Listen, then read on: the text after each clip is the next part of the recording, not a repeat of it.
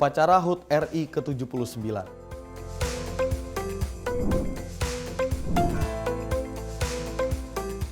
Puan bacakan teks proklamasi di IKN.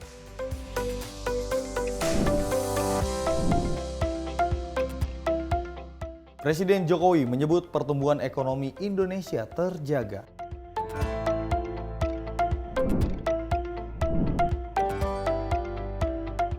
Gerindra klaim Kim setuju duet Ridwan Suswono di Jakarta.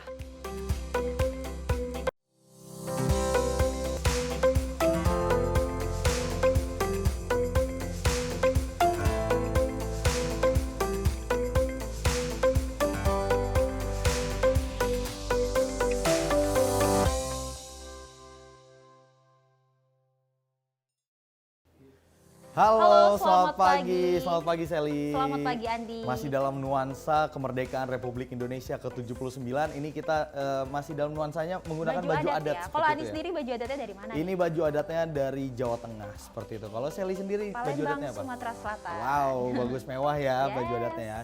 Dan tentu pemirsa kami punya berbagai informasi tentunya masih seputar dengan HUT RI ke-79 dan juga tadi ada sedikit kemeriahan ini Mama mengadakan lomba seperti itu. Nah ini yang nanti kita akan sajikan informasinya untuk Anda di Menyapa Pagi bersama saya Andi Rezaldi. Dan saya Sally Sregar, inilah Menyapa Pagi selengkapnya.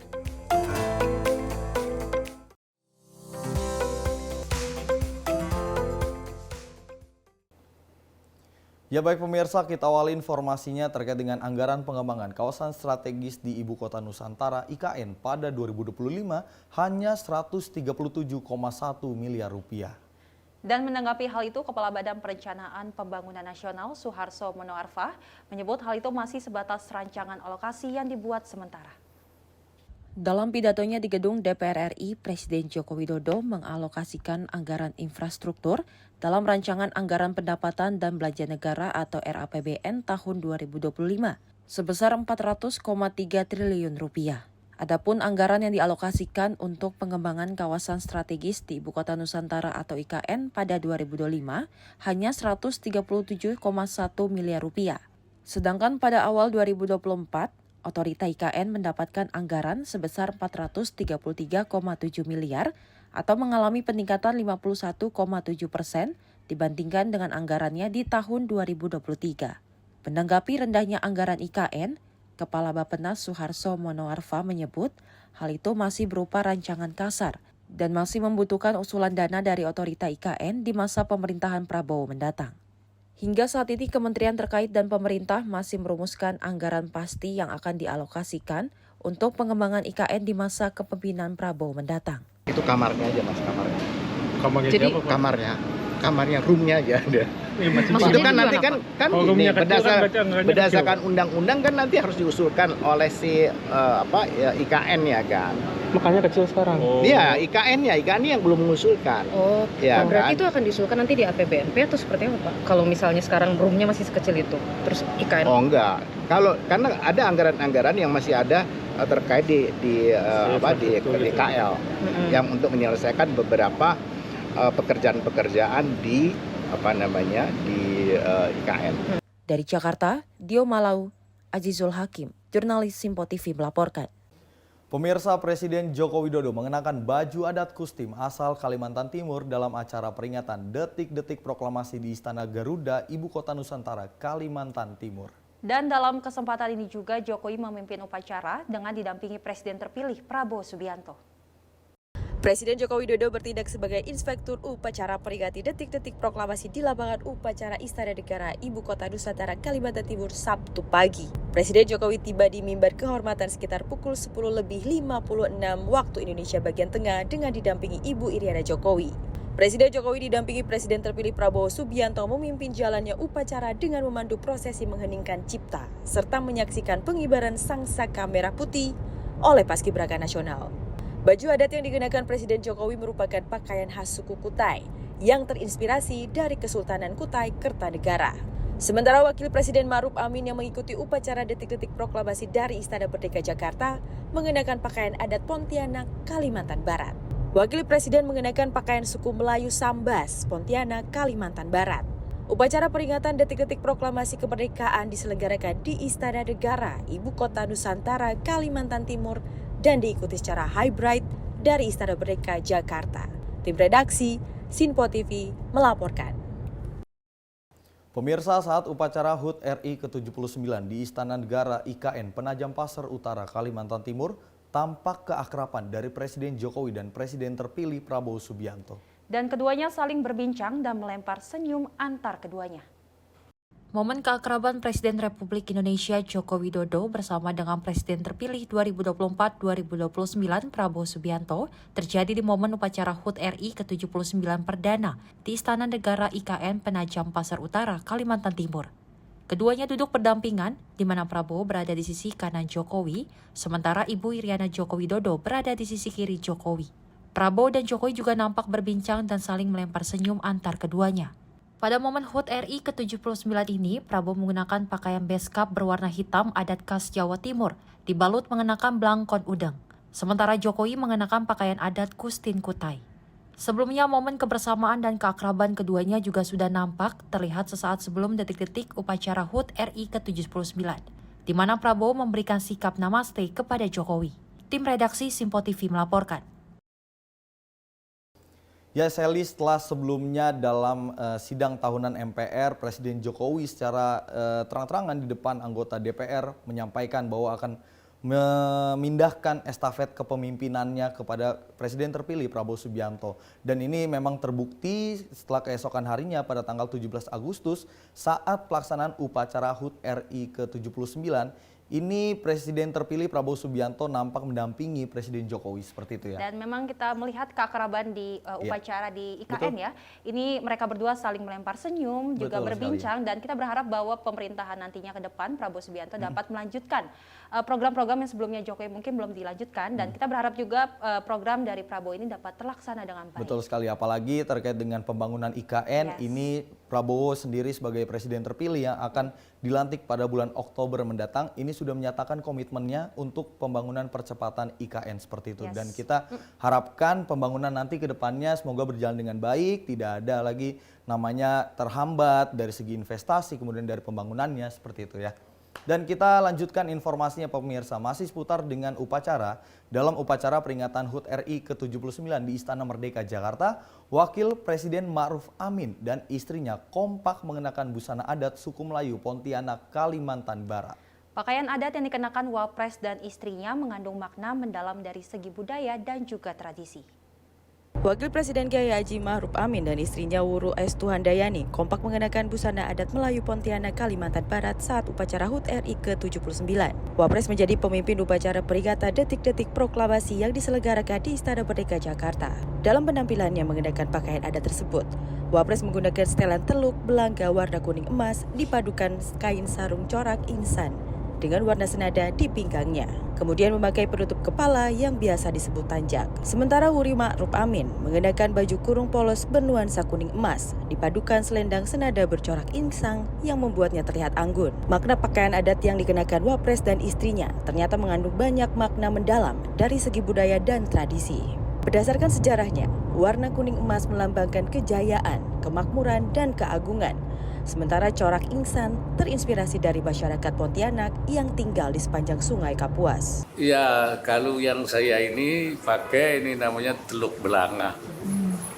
Kalau ibu ini apa namanya itu buang kureng apa ya? Ya itu apa kurung lah, baju kurung. Ya, filosofi sendiri. Ya, ini kan warnanya emas, namanya emas. Ini menurut adat Melayu itu menunjukkan kejayaan, kemakmuran, ya kebahagiaan. Dan yang dipakai kainnya ini, kain ibu sama ini insang ini katanya warna insang. Itu menunjukkan pernafasan, kehidupan. Dari Jakarta, tim redaksi Sinpo TV melaporkan. Ya, kalau kita lihat memang pakaian adat dari Wapres dan Maruf istrinya Amin, ini ya. adalah dari Kalimantan Barat. Betul. Dan warna dari baju adat sendiri ini adalah kuning keemasan. Ini menandakan dan memaknai bahwa kejayaan yang akan masuk Indonesia emas 2045. Andi. Wow, sangat bermakna sekali ya. Yes. Dan memang kalau kita bisa melihat ini pelaksanaan HUT RI ke-79 ini memang pertama kali dalam sejarah dilakukan di 2 tempat Betul. sekaligus ya. Di 2 istana, ini ada Istana Merdeka Jakarta yang seperti tahun-tahun sebelumnya dilaksanakan seperti itu, dan ini pertama kali dilakukan di Ibu Kota Nusantara di Istana Garuda di Kalimantan Timur seperti itu. Dan kemarin dalam pelaksanaannya ini bisa dibilang zero mistake seperti itu, tidak ada kesalahan dan semuanya sinkron. Artinya ketika kenaikan bendera di 2 lokasi ini dua-duanya menaikkan bendera, tidak ada namanya keterlambatan dari segi jam. Padahal kalau kita bisa menilai ini cukup sulit, Sally dan juga pemirsa, karena memang ini 2 tempat yang berbeda, lokasinya berjauhan seperti itu di Pulau Kalimantan, kemudian yang salah satu di Pulau Jawa, dan juga perbedaan waktu yang cukup jauh 1 jam seperti itu. Ini bagaimana tim belakang layarnya ini mensinkronkan itu semua. Ini patut kita apresiasi dalam pelaksanaannya ya, Sally. Yes, Andi, kita beralih ke Ya. berita selanjutnya di mana ada Ketua DPR Puan Maharani yang menjadi pembaca teks proklamasi dalam upacara HUT Kemerdekaan RI ke-79 yang diadakan di Ibu Kota Nusantara, Kalimantan Timur. Ya, Puan nampak membacakan teks itu di podium dengan baju adat berwarna merah yang dikenakannya. Sebagaimana diketahui, pembacaan teks proklamasi merupakan salah satu rangkaian upacara HUT kemerdekaan yang dilakukan pada 17 Agustus setiap tahunnya. Puan merupakan cucu dari Presiden Soekarno yang membacakan teks tersebut di Jakarta pada 17 Agustus 1945. Upacara di IKN tahun ini bersejarah karena merupakan yang pertama kali dilakukan. Upacara dipimpin langsung oleh Presiden Joko Widodo yang mengenakan pakaian adat Kustin, Kalimantan Timur. Upacara juga diselenggarakan di Istana Merdeka Jakarta secara hybrid, mengikuti upacara di Ibu Kota Nusantara atau IKN. Proklamasi kami, bangsa Indonesia, dengan ini menyatakan kemerdekaan Indonesia. Hal-hal yang mengenai pemindahan kekuasaan dan lain-lain diselenggarakan dengan cara seksama dan dalam tempo yang sesingkat-singkatnya. Jakarta, 17 Agustus 1945, atas nama bangsa Indonesia, Soekarno-Hatta. Tim redaksi Simpo TV melaporkan. Menggelar hari ulang tahun RI ke-79, puluhan emak-emak di RW 02 Sabtu pagi menggelar upacara bendera dengan mengenakan kostum seragam sekolah hingga kain kebaya. Kaum ibu-ibu pun dengan nikmat mengikuti upacara meski harus di tengah jalan. Usai upacara, tak kalah hebatnya, kaum hawa pun turut ke jalan untuk fashion show layaknya peserta profesional. Banyak cara dilakukan warga untuk memperingati Hari Kemerdekaan Republik Indonesia ke-79. Di Bogor, Jawa Barat, Sabtu pagi kaum hawa Drabaga Tengah RW 02, Desa Drabaga, Kecamatan Drabaga, Bogor, gelar upacara bendera di Jalan Raya Drabaga Bogor dengan menggunakan seragam abu-abu, layaknya anak pelajar. Kaum mama tersebut dengan semangat gelar upacara bendera layaknya upacara resmi kenegaraan. Tak hanya kostum seragam sekolah, kaum emak-emak paduan suara pun tak kalah heboh dengan menggunakan kostum kebaya. Upacara bendera yang dipimpin Ketua RW 02 kali ini digelar untuk kedua kalinya di wilayah 02. Upacara bendera tahunan yang diikuti warga dari berbagai golongan sewilayah RW 02 tersebut berjalan lancar layaknya petugas pengiring bendera kenegaraan. Ada perlombaan 17 Agustusan, seperti perlombaan anak-anak, ibu-ibu, dan seluruh golongan elemen. Hampir rata dari ibu-ibu mengingatkan pada masa sekolah, rindu masa sekolah, dan mereka ingin memperjuangkan upacara ini sama seperti zaman sekolahnya.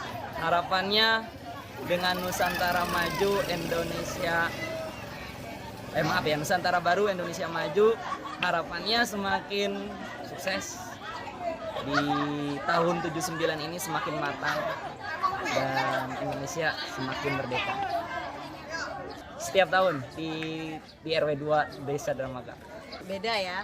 Tahun kemarin kita bebas, ada yang pakai daster, kostum ibu-ibu rumah tangga lah. Sekarang pengennya kostum anak-anak sekolah lah. Jadi mengenang masa-masa sekolah dulu lagi gitu. Nggak lama, sama kurang lebih 2 mingguan lah. Dicecer terus sampai dari sore, malam. Alhamdulillah pada semangat ibu-ibunya bantuin gitu. Harapannya ya benar-benar merdeka ya, dalam arti kata tuh sekolah tidak dipersulit, anak-anak masuk sekolah tuh biaya juga, mungkin itu aja sih, ibu-ibu paling juga harga sembako ya disesuaikan lah dengan kemampuan, mungkin buat ibu-ibu merdeka seperti itu. Dengan berbagai kostum yang dipakai, para peserta upacara kali ini berharap agar makna kemerdekaan tahun ini bisa dirasakan seluruh warga Dramaga untuk mengisi kemerdekaan tanpa harus terbang. Untuk mengisi kekosongan usai upacara, kaum ibu-ibu pun rela berlenggak-lenggo di atas aspal layaknya seorang selebritis yang tengah menjalani fashion show di atas panggung. Dari Kabupaten Bogor, kontributor Sinpo TV melaporkan. Kalau kita lihat memang perayaan HUT RI ke-79 ini sangat meriah ya Andi, dan kreatif sekali lomba-lombanya. Mulai tadi ada juga fashion show menggunakan seragam sekolah dan juga kebaya, yang dimana memang kebaya ini adalah ikonik dari perempuan Indonesia. Betul, memang kalau dari tahun ke tahun kalau kita berbicara soal ekspresi dari masyarakat terkait dengan HUT RI, ini ada saja dari tahun ke tahunnya. Ini salah satunya terkait dengan tadi yang disampaikan Sally, Mama memakai baju seragam sekolah seperti itu dan juga melakukan, iya betul sekali, dan juga kebaya. Ini melakukan fashion show layaknya profesional seperti itu ya, menunjukkan bahwa budaya Indonesia ini begitu indah dan juga menunjukkan bahwa kebersamaan itu nyata di masyarakat. Memang antusias dari masyarakat Indonesia sendiri menyambut atau merayakan HUT RI ke-79 ini sangat meriah ya Andi, sangat semangat, dan kita pun merasakan itu kayak kita juga berdua memakai baju adat Indonesia. Ya pemirsa, berbagai informasi lainnya akan kami hadirkan usai jeda berikut ini.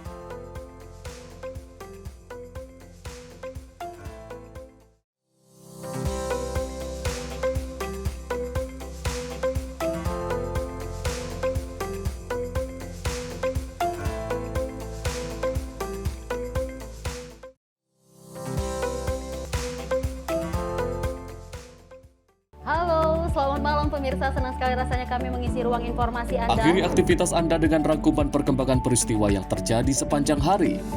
Sebelumnya kita saksikan ada sekitar 3.000 tamu undangan, sementara di Ibu Kota Nusantara ini ada sekitar 2.000 tamu undangan. Rangkaian informasi nasional dan mancanegara dirangkum sebagai penutup hari dalam Menyapa Malam. Setiap Senin hingga Jumat pukul 8 malam, hanya di Sinpo TV. Halo, selamat pagi pemirsa Sinpo TV, selamat pagi Andi. Selamat pagi Fes. Beragam informasi terbaru hadir menemani Anda sebelum memulai hari. Itu memang dari Menteri Perhubungan juga mendukung, betul, dari Menteri Keuangan juga mendukung, dan kita sebagai masyarakat pun juga harus mendukung. Mengangkat isu yang tengah menjadi pembicaraan paling hangat, semarakan pagi Anda bersama Menyapa Pagi. Setiap Senin hingga Jumat pukul 6 pagi, hanya di Sinpo TV. Halo pemirsa, kami kembali hadir dengan sejumlah informasi yang kami himpun dari berbagai penjuru dunia. Rangkaian informasi yang membuat akhir pekan Anda begitu bermakna. Sebuah kelompok di Afrika Selatan memberikan layanan pertunjukan film dengan tenaga surya. Berita yang menjadi sorotan media dari dalam dan luar negeri, kami hadirkan untuk menemani pekan Anda dalam Sinpo Dunia Sepekan, Sabtu dan Minggu pukul 9 pagi, hanya di Sinpo TV. Kami hadir dengan rangkaian informasi dari berbagai penjuru dunia. Topik dan isu yang tengah menjadi sorotan mancanegara dikemas dengan lengkap untuk Anda.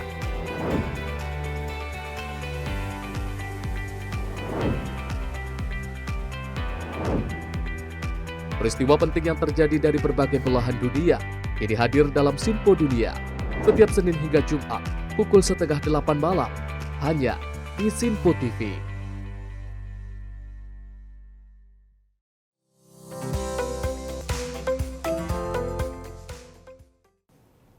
Kemerdekaan Republik Indonesia ke-79 menjadi momen akhir dari masa jabatan Presiden Joko Widodo menjelang pergantian pemerintahan di bulan Oktober mendatang. Dan untuk membahas terkait dengan perpisahan dari Presiden Joko Widodo selama menjabat selama 2 periode. Kita akan membahasnya bersama dengan Direktur Eksekutif Skala Survei Indonesia bersama Bang Abdul Hakim MS. Selamat pagi, Bang. Selamat pagi. Dirgahayu Republik Indonesia yang ke-79. Walaupun memang pelaksanaan Dirgahayu 17 Agustus sudah beberapa waktu yang lalu, pemirsa, ini tapi semangat 17-annya masih terasa seperti itu ya? Baru sehari yang lalu. Baru sehari yang lalu. Belum 24 jam. Betul sekali. Bang Ab, ini kalau kita mencermati soal dari perayaan HUT RI ke-79, ini artinya akan menjadi momen terakhir dari Presiden Joko Widodo merayakan HUT RI sebagai Presiden Republik Indonesia. Refleksi 2 periode dari kepemimpinan Jokowi, Bang Ab menilai seperti apa? Ya, kalau kita melihat kepemimpinan Pak Jokowi selama 2 periode, 2 kali 5 tahun, artinya itu 10 tahun. Kalau kita menggunakan kacamata secara parsial, tentu banyak sudut pandang yang akan mengemuka. Kita lihat banyak penilaian beragam dari publik, baik itu dari media massa, dari akademisi, bahkan itu hadir dari politisi yang bermacam-macam.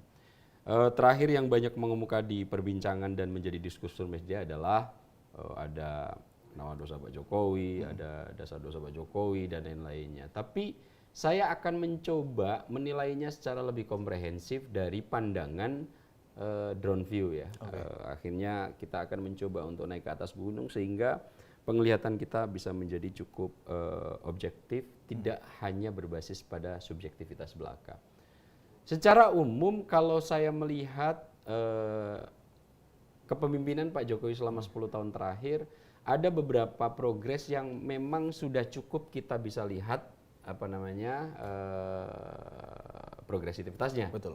Infrastruktur, hilirisasi, kemudian hal-hal yang berkaitan infrastruktur kita lihat pindahnya ibu kota adalah gong dari hasil ide dari Pak Jokowi yang beberapa presiden terdahulu belum berhasil untuk melaksanakan ini meskipun idenya sudah dari terdahulu, baru pas pemerintahan Presiden Jokowi ini bisa direalisasikan. Dan kita lihat Pak Jokowi cukup bahagia kemarin kita lihat ketika acara pengibaran dan penurunan bendera. Betul. Sepertinya rasa tegang yang menyelimuti Pak Jokowi sudah mulai terlepas. Betul. Sehingga tinggal menyerahkan ke pemimpin selanjutnya Pak Prabowo untuk melanjutkan ide dan gagasan yang belum tuntas gitu. Tapi kalau secara keseluruhan investasi juga meningkat, kemudian pembangunan infrastruktur cukup pesat. Ini yang saya pandang salah satu sisi baik dari Pak Jokowi selama menjabat selama 10 tahun terakhir. Nomor 2, keberhasilan Pak Jokowi adalah mampu mengkonsolidasikan semua kekuatan politik yang ada untuk dirangkul menjadi satu kesatuan sehingga semua ide gagasan program yang ingin dijalankan Pak Jokowi tidak begitu mendapatkan rintangan yang memadai.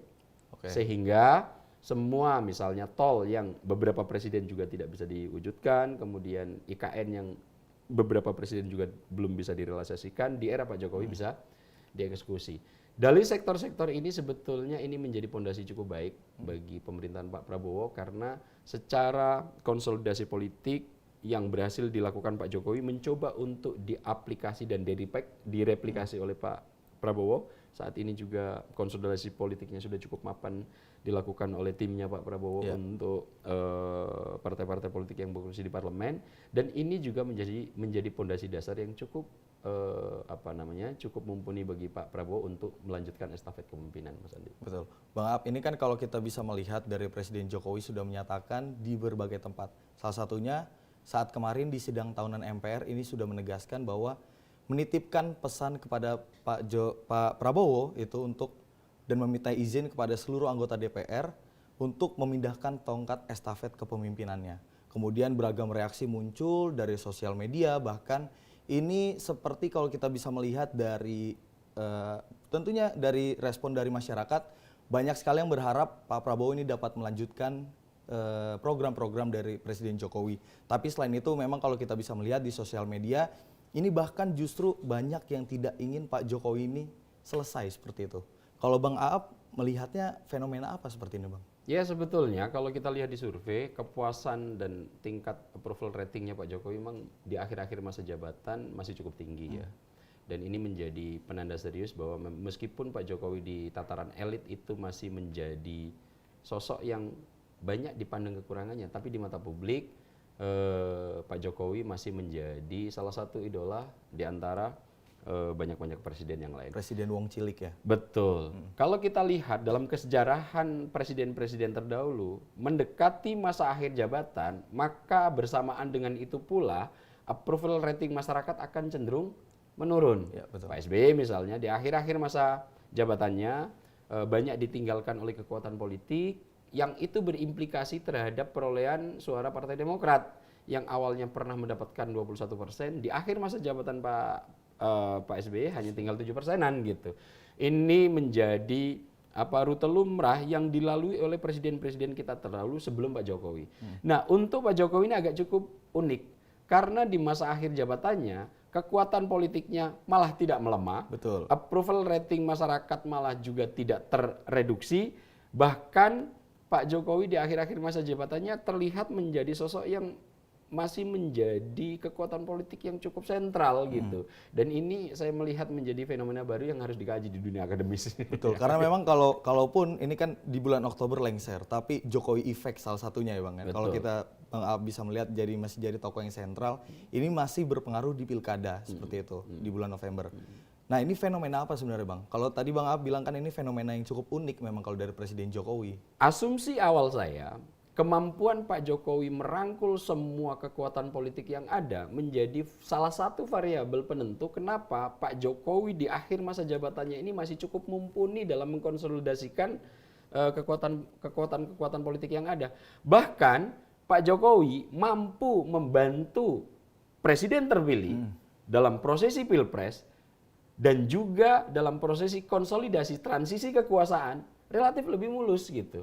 Itu kenapa kemudian banyak cibiran ketika Pak Jokowi ingin menitipkan estafet kepemimpinan ke Pak Prabowo, banyak menginyalir bahkan nggak dititipkan pun dengan sendirinya kekuasaan Pak Jokowi akan habis gitu. Betul. Akan tetapi kita lihat gestur atmosfer yang dimiliki Pak Jokowi seolah-olah transisi ini cukup mulus bisa dilakukan oleh Pak Jokowi agar bisa diteruskan oleh Pak Prabowo. Dan ini asumsi saya lagi-lagi karena belum melakukan penelitian secara serius, kemampuan Pak Jokowi dalam merangkul semua kekuatan politik yang ada menjadi variabel penting. Kenapa di akhir-akhir masa jabatan Pak Jokowi masih mendapatkan approval rating yang cukup baik dari masyarakat, meskipun di tataran elit Pak Jokowi seolah-olah masih banyak kekurangan yang dikemukakan di publik. Baik, Bang Ab, ini kan kalau kita berbicara soal tingkat kepuasan publik, Bang Ab bilang memang dan berdasarkan hasil survei ini cukup tinggi. Kemudian juga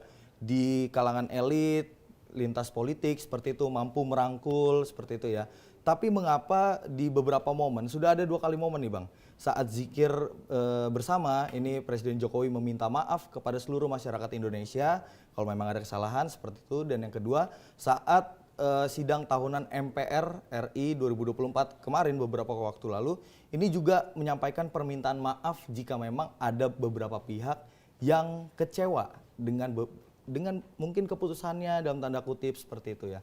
Kalau Bang Aap menilainya apakah memang dari minta maaf ini bisa diartikan memang ada kesalahannya gitu Bang? Sebelum saya menjawab itu, saya kasih konteks dulu. Untuk menilai Pak Jokowi ini kita tidak bisa melepaskan variabel budaya Jawa yang melekat di Pak Jokowi. Dalam ranah Jawa, minta maaf itu kalau saya simplifikasi, saya sederhanakan, bisa saya kelompokkan menjadi 3. Minta maaf yang nomor 1 adalah minta maaf karena dia memang melakukan kesalahan, benar-benar melakukan kesalahan. Dan minta maaf itu dipakai untuk menebus kesalahan dan dosanya, meskipun implikasi dari minta maaf itu tidak kemudian hilang dengan sendirinya. Misalnya dia sudah melakukan kesalahan A, kemudian dia minta maaf, tidak mereduksi kemudian kesalahan yang telah dilakukan. Dalam konteks budaya Jawa, minta maaf yang seperti ini adalah pengakuan dosa.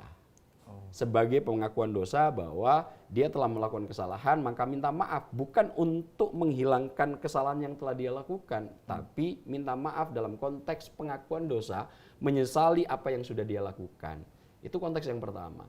Konteks yang nomor 2, minta maaf dalam budaya Jawa itu, nilai tertinggi di budaya Jawa itu dalam konteks sosial sangat menjunjung tinggi rukun dan tepo sliro. Jadi rukun lan tepo sliro. Rukun artinya dalam konteks sosial Jawa itu sangat mengedepankan kohesi sosial, kerekatan sosial, jangan sampai itu terpecah-pecah. Caranya adalah dengan tepo sliro.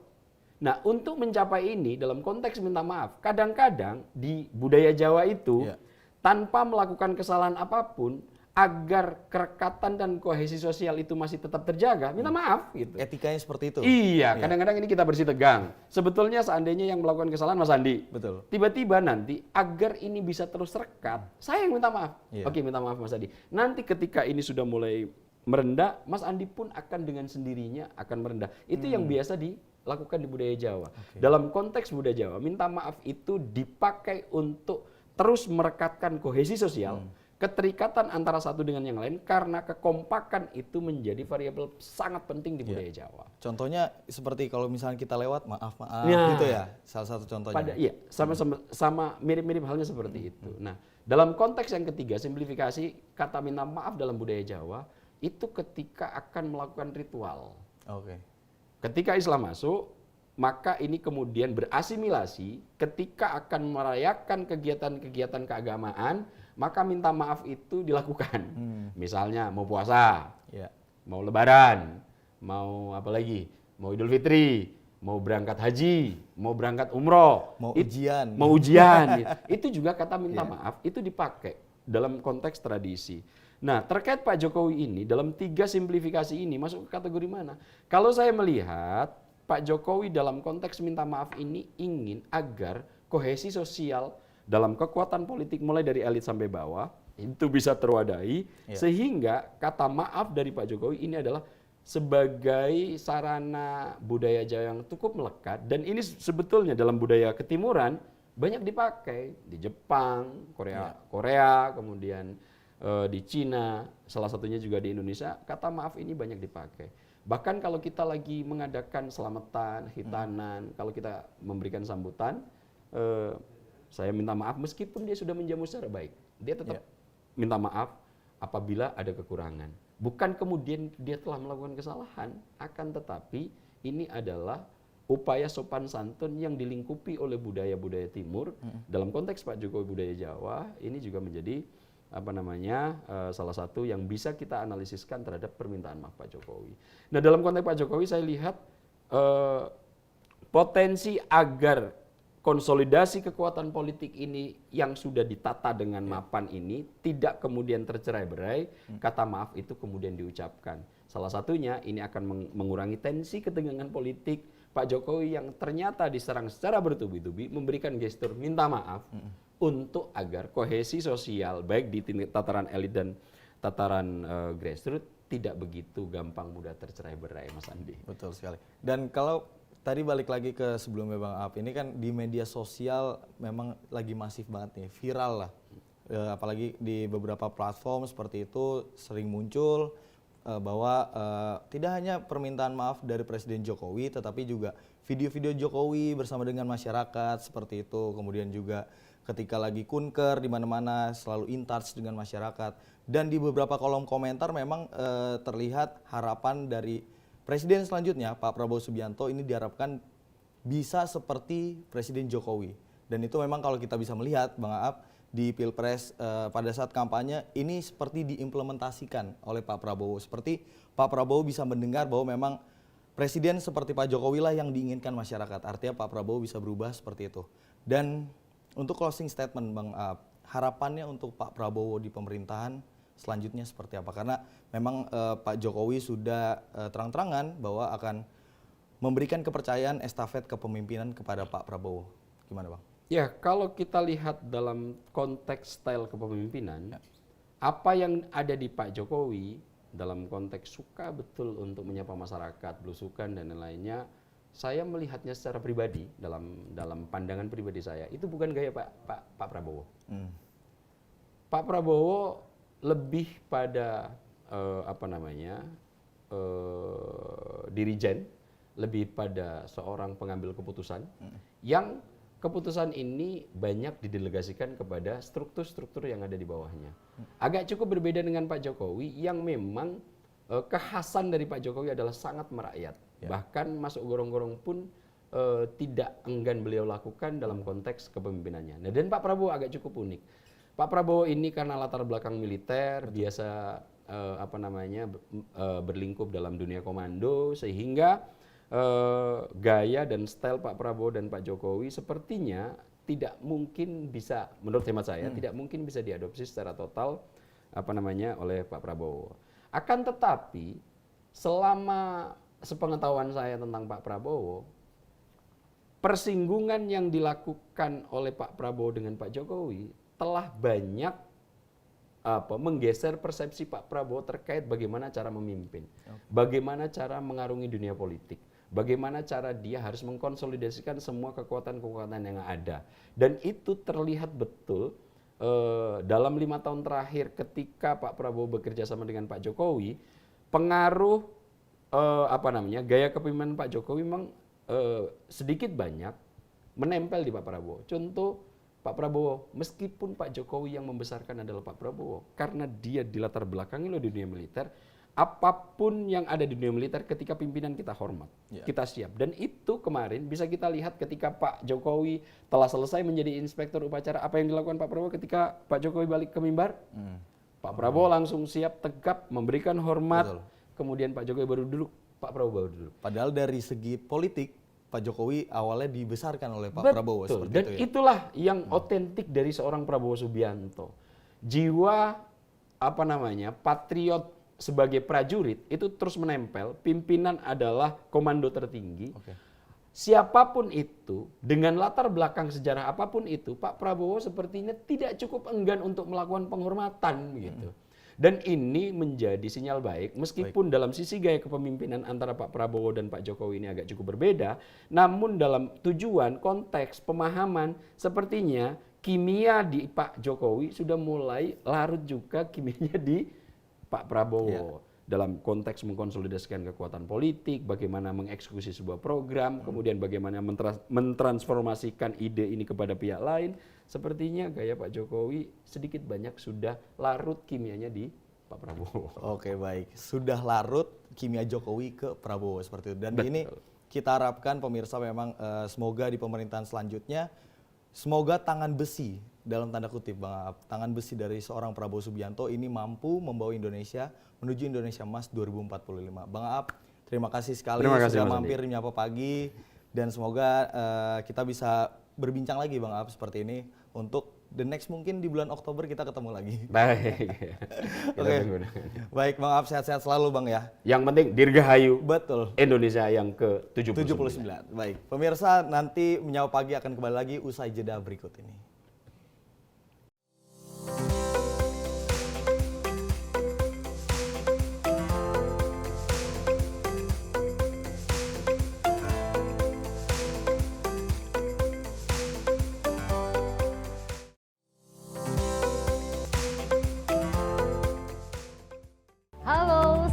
Pemirsa, senang sekali rasanya kami mengisi ruang informasi Anda. Akhiri aktivitas Anda dengan rangkuman perkembangan peristiwa yang terjadi sepanjang hari. Sebelumnya kita saksikan ada sekitar 3.000 tamu undangan, sementara di Ibu Kota Nusantara ini ada sekitar 2.000 tamu undangan. Rangkaian informasi nasional dan mancanegara dirangkum sebagai penutup hari dalam Menyapa Malam. Setiap Senin hingga Jumat pukul 8 malam, hanya di Sinpo TV. Halo, selamat pagi pemirsa Sinpo TV. Selamat pagi Andi. Selamat pagi Ves. Beragam informasi terbaru hadir menemani Anda sebelum memulai hari. Itu memang dari Menteri Perhubungan juga mendukung, Betul. dari Menteri Keuangan juga mendukung, dan kita sebagai masyarakat pun juga Harus mendukung. Mengangkat isu yang tengah menjadi pembicaraan paling hangat. Semarakan pagi Anda bersama Menyapa Pagi. Setiap Senin hingga Jumat pukul 6 pagi, hanya di Sinpo TV. Halo pemirsa kami kembali hadir dengan sejumlah informasi yang kami himpun dari berbagai penjuru dunia. Rangkaian informasi yang membuat akhir pekan Anda begitu bermakna. Sebuah kelompok di Afrika Selatan memberikan layanan pertunjukan film dengan tenaga surya. Berita yang menjadi sorotan media dari dalam dan luar negeri. Kami hadirkan untuk menemani pekan Anda dalam Sinpo Dunia Sepekan, Sabtu dan Minggu pukul 9 pagi. Hanya di Sinpo TV. Kami hadir dengan rangkaian informasi dari berbagai penjuru dunia. Topik dan isu yang tengah menjadi sorotan mancanegara dikemas dengan lengkap untuk Anda.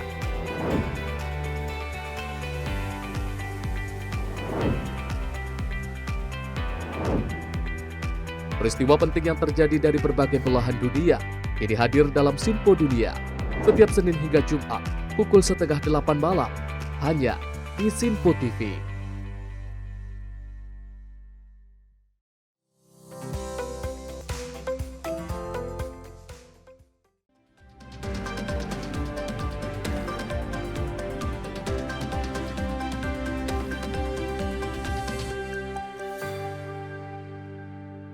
Good morning, everyone. You are watching Sinpo International News Report. This is Tiara Dianti. Here all news around the world for you. The first news comes from the victims of airstrikes by the Israel military attacked the Al-Aqsa Hospital last Tuesday. The crying of the victims and their relatives echoing in the hospital over alleged attacks by Israel on residential buildings in the Deir al-Balah area. Through viral media recordings showing that the wounded Palestinian citizen arriving at Al-Aqsa Hospital to say goodbye to the killed victims of Israel air attack last Tuesday. The attack resulted in many Deir al-Balah citizens who were killed and several others seriously injured. Max Oller, Sinpo International News Report. The second news, looking for the various conflict occurring in their country, Bangladesh, the Rohingya refugees in India are afraid about the possibility of a deportation policy upon political pressure in Bangladesh and in Myanmar. Rohingya refugees in a camp in the Indian capital, New Delhi, are anxious about the strong threat of deportation during the increasing political pressure occurring in India. This is due to conflict occurring in Bangladesh and the ongoing violence in their homeland, Myanmar. The capital of India is home to a large number of Rohingya refugees due to the violence occurring in the country of Myanmar. The total hundreds of thousands of the Rohingya population chose to leave their homeland, Myanmar, for the security reason.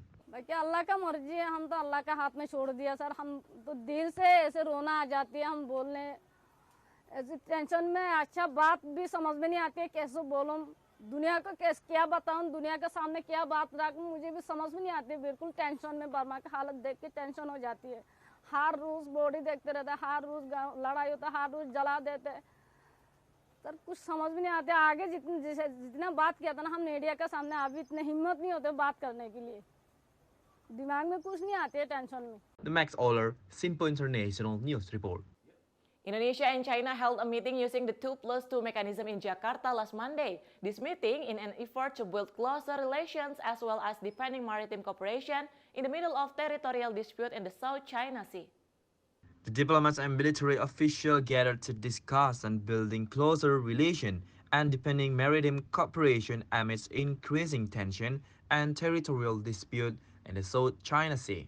The discussion was held using the 2+2 mechanism for the first time last Tuesday at one of the hotels in the Jakarta area. This 2+2 high-level conference as a dialogue with the Minister of Foreign Affairs and Defenses was formed by the two ASEAN countries, which was launched last July after the meeting of Xi Jinping and Jokowi.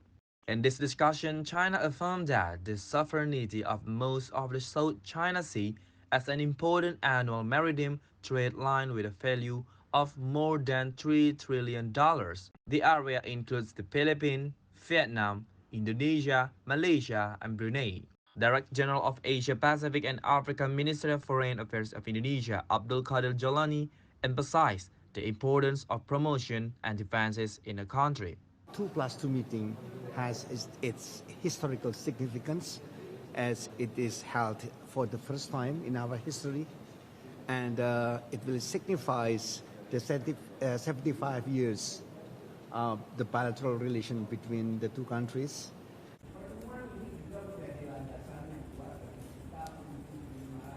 during the discussion on security and political issues, we think it's very important for both countries to promote and to maintain the high level or very intensive engagement between the leaders of the countries. Max Oller, Sinpo International News Report.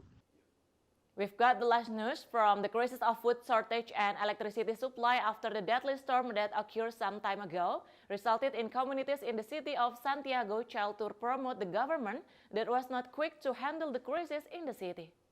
Citizens in the city of Santiago, Chile provide over the crisis of lack of electricity and food supply due to deadly characteristics which destroy the area.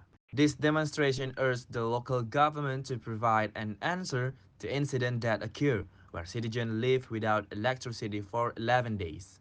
One of the demonstrants said that the electricity supply was deficient and food supply was out of charge, so the community had to live with the as help Tekbang. One of the demonstrants said that the electricity supply was deficient and food supply was out of charge. The community had to live with as help from the government wasn't coming. Demasiado mal y la respuesta ha sido nula o escasa y es por eso que estamos convocados acá, porque queremos que a los vecinos se les escuche y que por fin, luego de más de 11 días, Lampa, Batuco y todos sus sectores tengan dignidad y tengan por supuesto luz e internet, agua y por supuesto la noche más tranquila para dormir, que es lo más importante. Max Oller, Sinpo International News Report. That's all news across the world. Thank you for watching Sinpo International News Report. Stay watching us every 6:30 a.m. in Sinpo TV Indonesia. I'm Tiara Dianti. Stay healthy and have a nice day.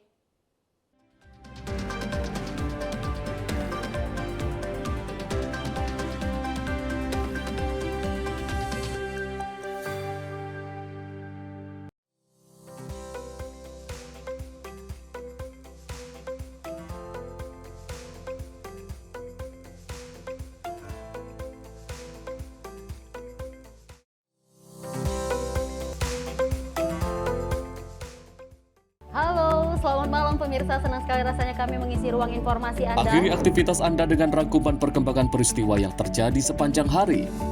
Sebelumnya kita saksikan ada sekitar 3.000 tamu undangan, sementara di Ibu Kota Nusantara ini ada sekitar 2.000 tamu undangan. Rangkaian informasi nasional dan mancanegara dirangkum sebagai penutup hari dalam Menyapa Malam.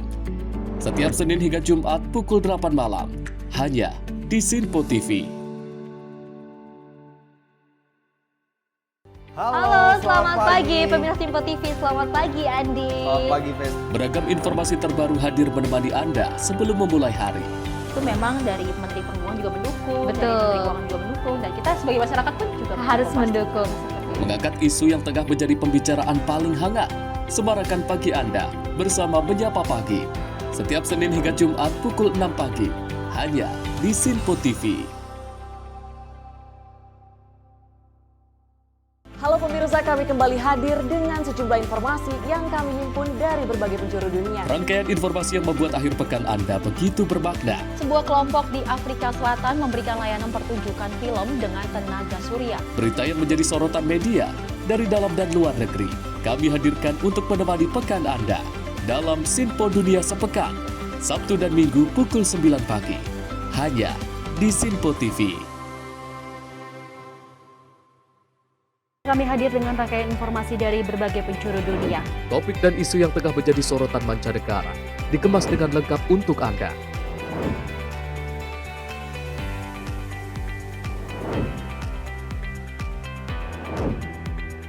Peristiwa penting yang terjadi dari berbagai belahan dunia kini hadir dalam Sinpo Dunia setiap Senin hingga Jumat pukul 7:30 malam, hanya di Sinpo TV.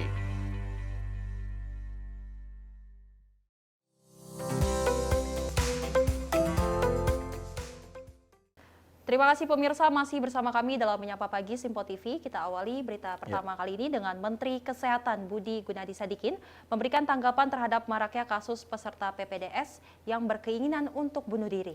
Ya, Menkes mengungkapkan telah menemukan beberapa bukti terkait tindak bullying di kalangan mahasiswa PPDS. Menteri Kesehatan Budi Gunadi Sadikin menyampaikan pernyataan resminya mengenai kasus kematian seorang peserta program pendidikan dokter spesialis dari Fakultas Kedokteran Undip Semarang yang diduga bunuh diri karena mengalami perundungan. Menkes mengingatkan semua pihak yang terlibat dalam praktik perundungan untuk segera menghentikan perbuatan tersebut. Menkes turut membandingkan kasus ini dengan kejadian di IPDN yang melibatkan tindakan bunuh diri akibat tekanan fisik yang berlebih. Dalam kasus PPDS ini, tekanan yang dihadapi cenderung mengarah pada aspek mental. Ia mengungkapkan bahwa sebelumnya sudah dilakukan uji hasil screening mental pada para PPDS, dan hasilnya mengkonfirmasi bahwa masalah ini bukanlah hal yang asing. Menkes menyebutkan bahwa perundungan bisa menyebabkan korban merasa tertekan, dan bagi mereka yang tidak dapat menahan tekanan tersebut, pada akhirnya memilih untuk mengakhiri hidupnya. Ia menginginkan seluruh sektor untuk bersama-sama menghentikan kebiasaan buruk di profesi dokter yang begitu mulia ini, dan menekankan bahwa masih banyak cara untuk membentuk calon dokter yang tangguh tanpa perlu mengandalkan cara pembulian. Praktek bullying ini di Indonesia sudah sangat lama. Banyak masukan saya terima dari mahasiswa, banyak masukan saya terima dari orang tuanya, dari pasangannya. Orang tuanya itu juga banyak yang menteri-menteri yang memberikan ke saya. Dan ini harus diselesaikan, ya, harus dipotong tuh jalurnya. Karena masa Indonesia udah 79 tahun merdeka, masih ada praktek-praktek seperti ini. Teman-teman dengar IPDN kan, dulu ada yang sampai meninggal kan, terjadi di sana kan. Ya ini mirip, cuma di sana mungkin lebih ke tekanan fisik, ini ke tekanan mental. Kita juga pernah kan melakukan screening mental terhadap para PPDS ini. Dan banyak kan memang yang ingin bunuh diri. Jadi ini sudah fenomena yang besar yang terjadi. Nah di sini saya mengajak sebenarnya semua sektor ya, agar yuk kita hentikan, kita putuskan kebiasaan ini. Karena ini adalah kebiasaan buruk, berdampak buruk di profesi yang sangat mulia, kedokteran. Bayangkan kalau dokter-dokter ini sejak muda sudah dididik seperti itu, ya, hidupnya ditekan, dipastikan. Banyak cara pendidikan yang jauh lebih saintifik untuk menciptakan tenaga kerja yang tangguh tanpa harus membuli. Dari Jakarta, Mei Siregar, Simpo TV melaporkan. Ketua DPR RI Puan Maharani berbicara soal penggunaan media sosial di era sekarang. Puan menyebut di media sosial persepsi terhadap seseorang bisa dibentuk. Menurutnya peran negara diperlukan untuk menjamin dan melindungi harkat dan martabat setiap warga negara, termasuk hak berdemokrasi yang sama bagi semua warga negara. Dalam pidato kenegaraan di sidang tahunan MPR 2024 di Kompleks Parlemen Jakarta, Ketua DPR Puan Maharani menilai bahwa dalam praktek berdemokrasi di Indonesia, saat ini berkembang juga demokrasi deliberatif, yaitu demokrasi berwacana. Media sosial menjadi salah satu kekuatan utama dalam membangun demokrasi wacana, membangun opini dan persepsi. Melalui media sosial dapat diciptakan berbagai persepsi. Persepsi mengangkat citra seseorang, persepsi yang merendahkan seseorang. Bahkan orang yang baik dapat dipersepsikan menjadi orang yang jahat. Begitu juga sebaliknya, orang yang jahat dipersepsikan menjadi orang yang baik. Orang yang salah menjadi orang yang benar. Orang yang benar menjadi orang yang salah. Menurutnya berbagai permasalahan yang dihadapi rakyat semakin membutuhkan kehadiran negara, karena ketika negara terlambat atau tidak responsif, rakyat mengambil inisiatifnya sendiri dengan memviralkan di media sosial. Sehingga peran negara diperlukan untuk menjamin dan melindungi harkat dan martabat setiap warga negara, termasuk hak berdemokrasi yang sama bagi semua warga negara, menjadi tanggung jawab bersama. Dari Jakarta, redaksi Sinpo TV melaporkan. Ya pemirsa, memang kalau kita berbicara soal sosial media, Sally dan juga pemirsa, ini memang kecepatannya memang kita tidak bisa tandingi. Kita teman-teman yang ada di TV seperti itu tidak bisa menandingi kecepatan informasi yang tersebar di sosial media. Namun terkait dengan fakta atau validasinya seperti apa, kebenarannya seperti apa, ini juga rancu, tidak secepat atau tidak bisa dijadikan pembenaran juga karena memang berita hoax ini terbukti cepat menyebar di sosial media. Ya, gitu betul. Itulah peran penting dari media untuk memberikan informasi yang masif kepada masyarakat Indonesia karena memang percepatan asumsi masyarakat, persepsi dari publik juga cepat. Jadi memang berita hoax kita harus hilangkan karena memang asumsi masyarakat ini cepat ditangkap oleh masyarakat sendiri. Dan pemirsa, kita beralih ke informasi berikutnya. Ketua Umum Partai Nasdem Surya Paloh memutuskan tidak mengusung Anies Baswedan di Bursa Pilkada Jakarta 2024. Dan Paloh mengaku sudah membicarakan hal ini secara langsung kepada Anies. Dan Anies pun tidak kecewa atas keputusan tersebut. Nasib mantan Gubernur Jakarta Anies Baswedan yang terancam gagal maju Pilkada 2024 masih menjadi perbincangan. Ketua Umum Partai Nasdem Surya Paloh mengaku sudah bertemu empat mata bersama Anies. Dalam pertemuan itu, Paloh mengungkapkan bahwa Anies bisa menerima keputusan Nasdem yang menarik dukungannya terhadap pencalonannya. Paloh kembali mengungkit bahwa saat ini bukan merupakan momen yang tepat bagi Anies untuk maju di Pilkada Jakarta 2024. Ya, kecewa. Saya pikir dia cukup matang itu nanti satu, hebat itu dia. Kemarin dikabarkan bertemu ya Pak di DPP Nasdem. Ya betul. Artinya memang sudah dibicarakan tidak akan maju peluang dia tidak. Oh sudah. Responnya seperti apa Pak? Dia bisa menerima itu, tidak ada masalah apa gitu ya. Tidak ada masalah, tidak ada masalah, tidak ada panggung politik Pak. Ada hatinya untuk keputusan Pak. Nah, saya pikir dengan potensi yang ada pada dirinya, ini nggak bisa kita pungkirin ya. Usia masih relatif muda, ya kan, masih energik, ya kan, sejumlah experience, pengalaman telah dilaluinya. Ya, saya pikir dia merupakan sebuah aset yang berarti juga untuk negeri ini. Ya kan? Memang bukan saat ini momentum dia, saya pikir itu biasa. Dari Jakarta, Tim Liputan Simpo TV melaporkan. Ya memang Surya Paloh ini mengatakan bahwa sudah bertemu dengan Anies untuk membicarakan bahwasanya tidak mendukung Anies untuk maju di Pilkada Jakarta. Dan memang katanya Anies juga sudah berlapang dada dan menerima apa yang menjadi keputusan dari Partai Nasdem. Betul, karena lambat laun ini munculnya Kim Plus seperti itu. Ini kita masih menjadi pertanyaan, plusnya ini siapa saja? Kalau kata Ketua Harian DPP Partai Gerindra Dasko mengatakan plusnya ini lebih dari satu. Bisa jadi partai pengusung Anies yang sebelumnya menyatakan dukungan seperti Nasdem yang sudah terang-terangan menginfokan atau mengungkapkan bahwa tidak akan mendukung Anies di Pilkada Jakarta. Kemudian juga PKB ini informasinya juga akan bergabung di Kim Plus untuk mendukung Ridwan Kamil di Pilkada Jakarta 2024. Ya, memang Surya Paloh juga mengatakan Andi bahwasanya ini bukan momen yang tepat untuk Anies maju di Pilkada Jakarta. Kira-kira kenapa ya? Apa faktor yang membuat Surya Paloh menilai bahwa memang saat ini adalah bukan momennya atau bukan waktunya Anies Baswedan untuk kembali maju di Pilkada Jakarta 2024.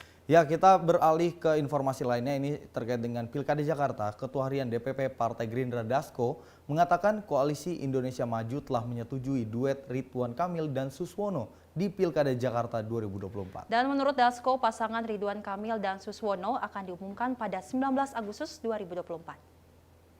Ketua Harian DPP Partai Gerindra Dasko mengklaim bahwa partai politik yang masuk ke dalam Koalisi Indonesia Maju sudah menyetujui pasangan Ridwan Kamil dan Suswono untuk maju di Pilkada Jakarta 2024. Dasko mengatakan bahwa parpol di Kim sudah saling berkomunikasi terkait Pilkada Jakarta. Pengumuman pasangan Ridwan Kamil dan Suswono maju di Pilkada Jakarta akan diumumkan pada 19 Agustus 2024. Kami sudah melakukan komunikasi dengan partai-partai yang sudah ada seperti PAN misalnya, dengan Partai Golkar, dengan Demokrat, itu nggak ada masalah dan insya Allah semua berjalan dengan lancar. Ya, dan akan diumumkan pada tanggal 19 Agustus. Pasangannya akan diumumkan pada tanggal 19 Agustus.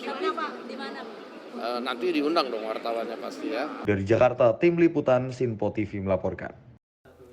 Ya, Andi dan pemirsa, memang teka-teki inisial S yang akan mendampingi Ridwan Kamil ini sudah terungkap ya, bahwasannya memang Suswono dari PKS akan mendampingi Ridwan Kamil di Pilkada Jakarta 2024. Betul sekali, karena memang Suswono sendiri adalah politisi dari Partai Keadilan Sejahtera yang pencalonannya ini diterima oleh pejabat teras maupun dari akar rumput dari PKS seperti itu ya. Dan memang Dasko mengatakan bahwa Koalisi Indonesia Maju ini sudah sepakat untuk Ridwan Kamil dan Suswono maju di Pilkada Jakarta 2024. Dan akan diumumkan ya pada di tanggal 19 Agustus ya. 2024. Dan selain pengumuman dari RK dan juga Suswono, ini juga akan diumumkan Gibran maksud saya Kaisang Pangarep seperti ya, pencalonannya Pilkada. Ya, di Jawa Tengah betul sekali, kita akan melihat apakah benar dicalonkan di Jawa Tengah atau di Jakarta. Karena memang akhir-akhir ini banyak sekali pamflet atau brosur atau bahkan banner seperti itu yang menunjukkan Kaisang for 2024. Ini kira-kira bentuk maju di Jakarta kah atau benar maju di Jawa Tengah seperti itu ya. Sayangnya berita tadi menjadi akhir jumpa kita di pagi hari ini. Saya Andi Rezaldi. Dan saya Selly Siregar, Dirgahayu Republik Indonesia ke-79. Nusantara Baru, Indonesia Maju. Selamat pagi. Sampai jumpa.